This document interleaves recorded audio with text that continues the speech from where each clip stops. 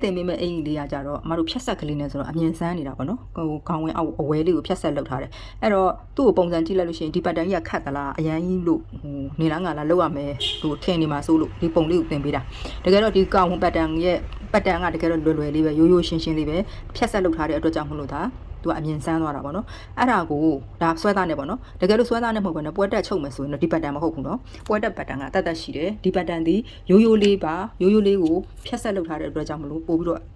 ရုံလုံးကြွသွားတယ်ပေါ့နော်အဲ့ဒါလေးကိုပြပေးချင်တာအခုဒီမှာခေါင်းဝင်ပတ်တန်လေးရှိမယ်တကယ်လို့ခေါင်းဝင်ပတ်တန်ကိုကမစွဲတတ်ဘူးဆိုရင်အရှိမအမတင်ပေးထားတာရှိတယ်အဲ့ဒီဘယ်အထည်လဲတော့မမှတ်မိတော့အဲ့ဒီအထည်မှာသွားပြန်ကြည့်လိုက်နော်ခေါင်းဝင်ပုံစံလေးဆွဲပေးထားတာရှိတယ်အဲ့တော့အခုဒီခေါင်းဝင်ပတ်တန်မှာဆိုလို့ရှိရင်အပေါ်ပိုင်းကရိုးရိုးလေးပဲလေဘင်းပေါက်ကလည်းရိုးရိုးလေးပဲလက်ကလည်းရိုးရိုးလေးပဲနော်တကယ်တော့မပြရင်တော့ရတယ်ဒါပေမဲ့ तू ကဖြတ်နီးလေးကိုမှသိအောင်လို့ဒီမှာပြောပြပေးမယ်ဒီအခုအောက်ပိုင်းခေါင်းဝင်လုတ်တဲ့နီးကိုကကြတော့လေဒီခေါင်းဝင်မရမဟုတ်ဘူးစက်ကတ်ကိုဒီပတ်တန်သုံးပြီးတော့စက်ကတ်ချုပ်မယ်ဆိုလို့ရှိရင်လည်းချုပ်လို့ရတယ်နော်အဲ့ဒီကိုစပြီးဆွဲမယ်နော်နောက်ချမ်းလေးကနေစပြီးတော့ဆွဲမယ်တို့လေဘင်းပေါက်ကလေးကိုပုံမှန်အတိုင်းလောက်လေးပဲ3.5 လောက်ဖောက်မယ်ဘေးကို3.5 လောက်ချဲ့မယ်အောက်ကို1.5 လောက်ချမယ်1.5 လောက်ချမယ် तू ကခတ်ပြဲပြဲလေးပေါ့လေဘင်းခတ်ပြဲပြဲလေးအဲ့ဒါလေးကိုနောက်ချမ်းလေဘင်းလေးဖောက်မယ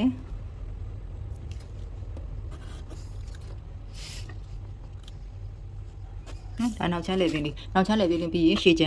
မ်းမှာလည်းဒီတိုင်းပဲနောက်ချမ်းကို3.5 ချထားတယ်ဆိုလို့ရှိရင်ရှေ့ချမ်းကိုလည်း3.5 ဘေးကိုချမယ်ပေါ့နော်ဘေးကိုချမယ်အရှိကတော့အမှားတို့6 cm လောက်ထိ6 7လောက်ထိချမယ်6 7လောက်ထိချမယ်အောက်ကိုလေဘင်းခတ်နက်ကလေးပေါ့အဲ့ဒါလေးကိုလေဘင်းပေါက်ဖောက်မယ်ဒီမှာကိုပုံစံလုပ်ချင်တယ်ဆိုလို့ရှိရင်ကြိုက်တဲ့ပုံကိုလေဘင်းပေါက်ဖောက်လို့ရတယ်လက်လေးတွေလည်းအစမ်းလေးတွေကိုယ့်ဘက်ကိုစိတ်ကြိုက်ထည့်လို့ရတယ်ပေါ့နော်ဒီလိုပုံလေးလေဘင်းလေးကတော့ခတ်နက်ကလေးပေါ့အဲဒီလိုနက်သွားပြီဆိုလို့ရှိရင်အမတို့ဒီမှာလေဘင်းကိုတောက်ထိုးပေးရမယ်နော်နောက်ရှေ့ချမ်းလေဘင်းဟသွားလိမ့်မယ်အဲ့တော့တို့ဒီဖောက်ထားတဲ့လေဘင်းရဲ့တစ်ဝက်လောက်ပေါ့အဲ့ဒီတစ်ဝက်လောက်ကိုဒီရင်တောက်ကထိုးမယ်ဆိုလို့ရှိရင်လည်းရတယ်ဒါမှမဟုတ်လို့ရှိရင်ဒီနိုးတောက်ကနေတော့ထိုးမယ်ဆိုလို့ရှိရင်လည်းရတယ်နော်အခုတော့အောက်ပိုင်းမှာမှဟိုခေါင်းဝင်လေးပြမှာဖြစ်တဲ့အတွက်ကြောင့်မလို့ဒီဟာလေးကိုရင်ကနေပြီးတော့ပဲထိုးလိုက်မယ်နော်1 cm တောက်ထိုးလိုက်မယ်ဒီတောက်ကလေးကိုထပ်လိုက်မယ်နော်တောက်ကလေးကိုထပ်ပလိုက်ရင်ဒီ level လေးကတ်သွားမယ်ဒါဆိုအပေါ်ပိုင်းလေးရသွားပြီနော်အပေါ်ပိုင်းလေးရသွားတဲ့ခါကျတော့အောက်ပိုင်းကိုဆက်သွားမယ်နော်အောက်ပိုင်းဆက်သွားမယ်ဆိုလို့ရှိရင်တို့ကအောက်ပိုင်းကိုခါကနေပြီးတော့ဖြတ်ချပြီးတော့ပြန်ဆက်ထားတာအဲ့ဒီတော့ဒီခါမြင့်ကနေပြီးတော့မဖြတ်ဘူးခါမြင့်အောက်ကို1 cm အောက်ချပြီးတော့မှဖြတ်မယ်ခါမြင့်အောက်ကနေခါမြင့်တက်တဲ့ကနေဖြတ်လိုက်လို့ရှိရင်အများဆုံးအဖြစ်အင်ကြီးတွေကအပေါ်ကိုတက်သွားတယ်ခါတိုတူဖြစ်သွားတယ်ဟိုခါတိုတူဆိုတာလူရဲ့ခါတိုတူဖြစ်သွားစေတယ်အဲ့တော့အရက်ပုတူခံစားရတယ်အမြင်ပိုင်းမှာနော်အဲ့လိုဖြစ်သွားတတ်တယ်အဲ့ဒါကြောင့်မလို့မတို့ခါမြင့်အောက်ကို1 cm ချပြီးတော့ခါကိုဒီနေရာကနေညှက်ချလိုက်မယ်ဒါဆိုရင်တို့အပေါ်ပိုင်းက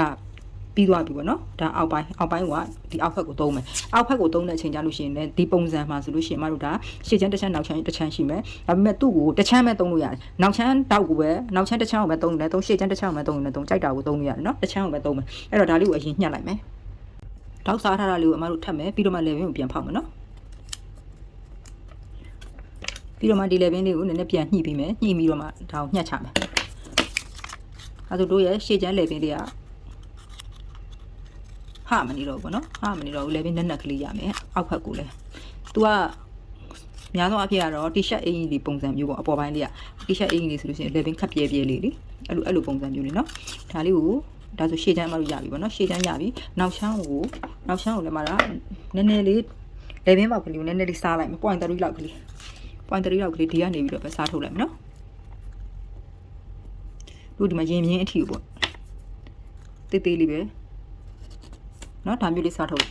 ပြီးပြီဆိုရင်ဒါလေးလည်းညှက်ချလိုက်နော်ရပြီဒါဆိုနောက်ချမ်းရှေ့ချမ်းဒီလိုလေးရလေးပြီးသွားတဲ့ခါကျတော့အောက်ပိုင်းကတစပဲယူမယ်နော်ရှေ့ချမ်းကိုပဲယူနောက်ချမ်းပဲယူကြိုက်တဲ့ဟာယူလို့ရတယ်အဲ့တော့တို့ဒီမှာတောက်ဆွဲထားတဲ့မြင်းလေးကိုအောက်ထိဆွဲချလိုက်မယ်ဆွဲချပြီးဒါကိုအောက်ကနေပြီးတော့အပေါ်ကိုခွဲတင်လိုက်မယ်ဒီတောက်ကလေးကိုကျတော့ထပ်လိုက်မယ်ပေါ့နော်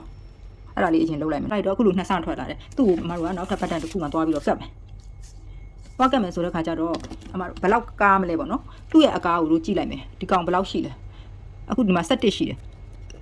17 cm နော်17 cm ဆိုတော့ तू ကဒါကရှေ့ချမ်းပိတ်ညှက်တဲ့အချိန်ကြလို့ရှိရင် तू ကခောက်ချောင်းနဲ့ညှက်ရမှာနော် तू အလဲပေါ့ရှေ့ချမ်းဆိုတာအလဲကိုပြောတာ तू ကဒီလိုခောက်ချောင်းနဲ့ညှက်မှာခောက်ချောင်းနဲ့ညှက်မှာဖြစ်တဲ့အတွက်ကြောင့်မလို့သူ့ရဲ့နှစ်ဆရှိရမယ်ဒါမှ तू ကညီမှာနော်ဒါလေးကိုအရင်ဆုံးမတို့ကတ်လိုက်မယ်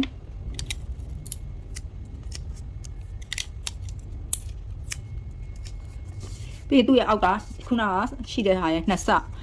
အခုဒီမှာ17ရှိတယ်ဆိုတော့မတို့ဒီမှာ22 22အထိကားမယ် နော်22အထိသွားမယ်သွားပြီးရင်တို့ခါကကြတော့ခါရဲ့တန်ဖို့ကတော့မပြောင်းဘူးနော်ခါကဒီလိုပဲသူ့ခါနဲ့သူတွားထိနေရမယ်နော်ဒီလိုပြန်ထိနေရမယ်ဒီမှာဟသွားလို့မဖြစ်ဘူးဒီမှာဟသွားလို့ရှိရင်တို့ခါတန်ဖို့ပြတ်သွားမယ်အဲ့ဒီကခုနကတို့ဒီမှာ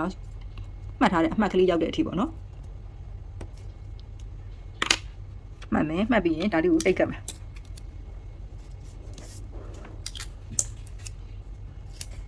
ဒီလိုလေးကပ်ပြီးရင်ဒီဘက်ကတစ်ချမ်းဒီဘက်ကကြတော့ဘာလဲဆိုတော့ခန္ဓာကိုယ်ရဲ့ဘေးဘက်ချမ်းခန္ဓာကိုယ်ရဲ့ဘေးဘက်အချမ်းကကြတော့ခုနကဒီမှာရှိခဲ့တဲ့လောက်ပဲသွားမယ်နော်အခုခုနက17ရှိတယ်17ရှိတယ်ဆိုရင်တို့ဒီဘေးကို17 cm ပဲချက်မယ်သူကဘေးဘက်အချမ်းဖြစ်လို့အဲ့ဒါကိုတို့တင်လေးနဲ့လာဆက်မယ်ဒီလိုတင်ကြီးလေးနဲ့လာဆက်မယ်လာဆက်ပြီးလို့ရှိရင်ဒီအောက်ကလေးကိုခတ်ပြီးသူကလည်းသူဝိုင်းဝိုင်းလေးဖြစ်အောင်မတို့ပြန်ပြီးတော့ညှိပေးမယ်တို့ဒီတိုင်းလေးရမယ်ဒီတိုင်းလေးရတယ်ဆိုလို့ရှိရင်မတို့ဒါလေးကိုညှက်လို့ရပြီအဲ့တော့ဒီမှာဒီလိုမျိုးဆွဲလိုက်တဲ့အချိန်ကျရင်ဒီနေရာဒီကလေးဒီဘေးကြီးကရှေ့ကျနေတတ်တယ်အဲ့တော့တို့ဒီအရှေ့အလှကိုတိုင်းကြည့်မယ်ဒီထိတ်ကနေဒီထိတ်ကိုဒီကောင်ကအခုဘယ်လောက်ရှိလဲဆိုတော့85ရှိတယ်85ရှိတယ်ဆိုလို့ရှိရင်လေဒီကနေပြီးတော့မတို့85ရှိတဲ့နေရာကိုတိုင်းမယ်နော်ကိုကပေကျိုးလေးနဲ့ဖြစ်ဖြစ်တိုင်းပါဒီမှာရဒီတိုင်းတိုင်းလို့ရတယ်85ရှိတဲ့နေရာဒီမှာ